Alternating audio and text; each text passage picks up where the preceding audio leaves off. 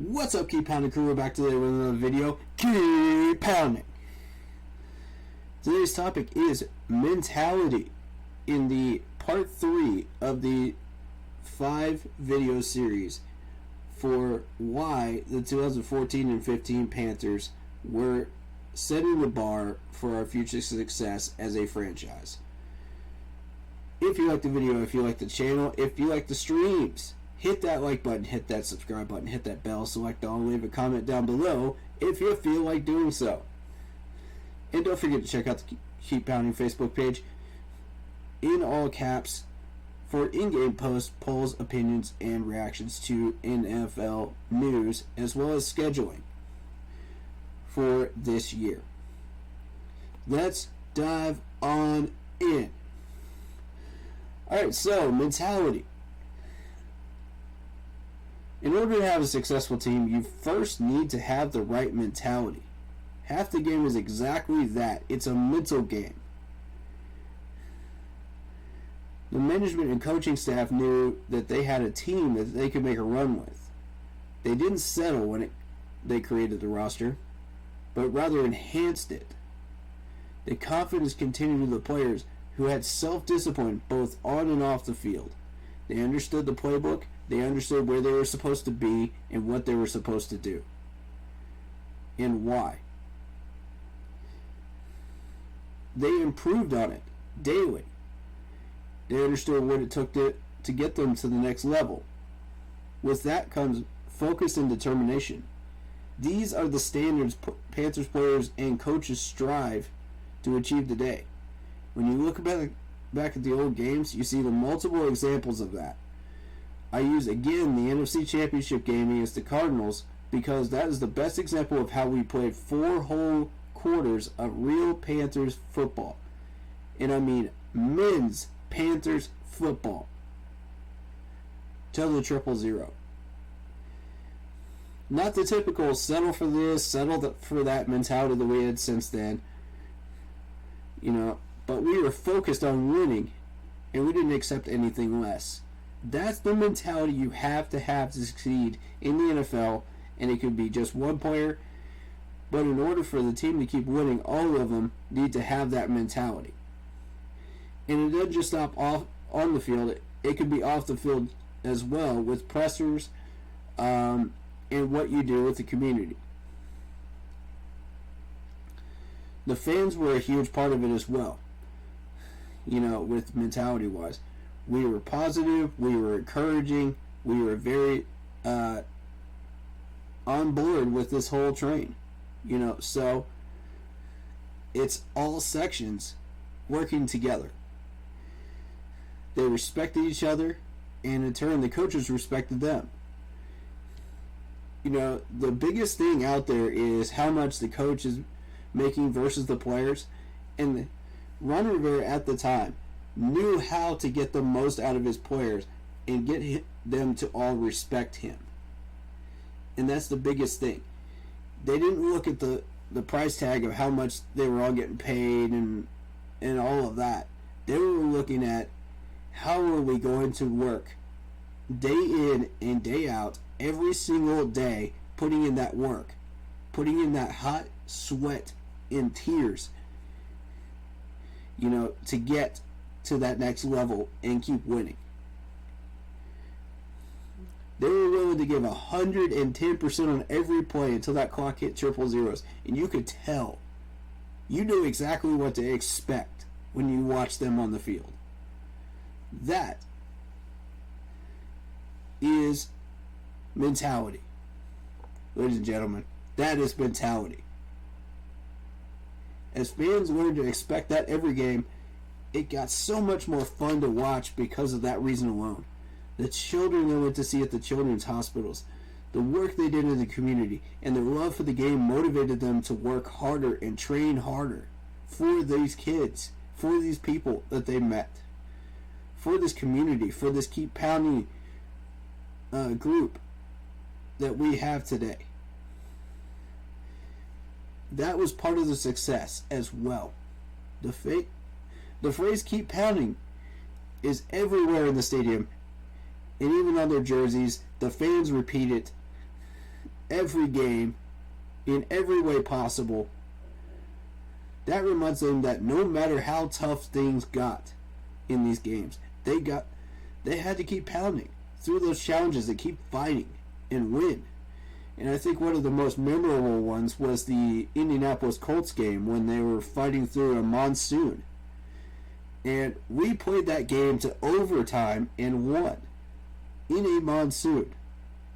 If that's not the definition of keep pounding, I don't know what is for this team back in 2015 on the field. It was incredible to watch. And you heard stories about the children in the hospitals that were going through cancer treatments and all kinds of challenges that we couldn't even imagine as fans. Can you imagine how much that would motivate you and make you rethink about life and make you want to push harder in your own life to try to strive to be better and to help these people? You know, today we strive to find the bar that they set on all of these things. While it is a challenge, I believe our staff and players are up to the challenge, and I believe that we can get there again. It will be difficult. It will be a hard road. And if you look at what we have today versus back then, you know, I've seen some players with the right mentality right now, and we're on the right track. You know, just look at Baker Mayfield and his mentality. He's got that chip on his shoulder once we traded for him. And now look at, you know, he already wanted a voluntary workout with these players. That's mentality. That's building chemistry right out of the gate. You know, you can't teach that. Ladies and gentlemen, you cannot teach that. That is a player that has that competitive fire in his soul. And you're never going to be able to teach that as a coach. That's got to come from within. That's mentality. That's the love for this game that people had back in 2015. That's the same love that we have for this game now. It hasn't changed. The only thing that changed is the laziness on the field, which we can change that through proper mentality and proper motivation. So, when you push yourself, I mean, take Ben Boulware, for example.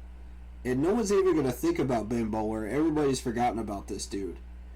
But look at the things that he is doing now. I'm serious, guys. Go look at his Instagram. He has totally taken every step towards really pushing himself and giving 150% every time he does anything.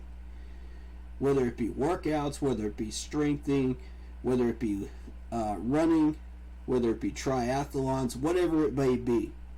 This dude is a beast. This is what mentality is right here. And you have to fight that beast of laziness every single day. This is a lesson for people for life too. You know, not just on the football field, but life. Everyone is fighting that beast of laziness. But when you take that and you win that battle every day, whatever that battle is, sometimes even just getting up out of your bed can be a win for some people. You know, if you have like diseases or something like that, you know, mentality is everything. These players go through Spartanburg. They don't want to go through all these workouts. They don't want to go through all this training. But you know what? They do it. Because you know why? They are motivated.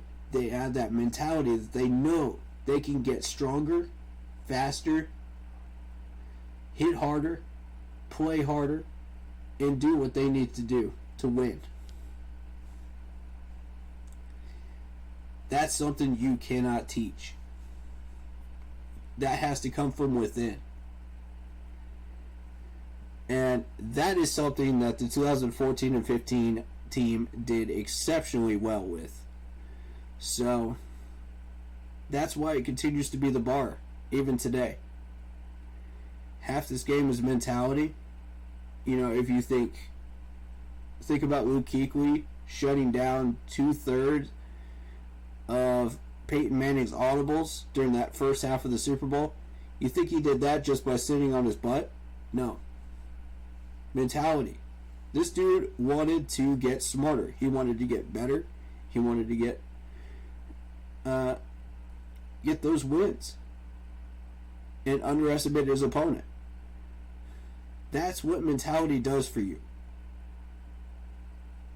And mentality leads to motivation. Motivation leads to chemistry. And it goes on from there with the domino effect, which affects everybody on the team. So think about that. When you're in a work environment and you want to get better at what you're doing, you want to progress in where you're going, think about that. Are you building the correct mentality, the correct chemistry, the right motivation, and the right energy to progress?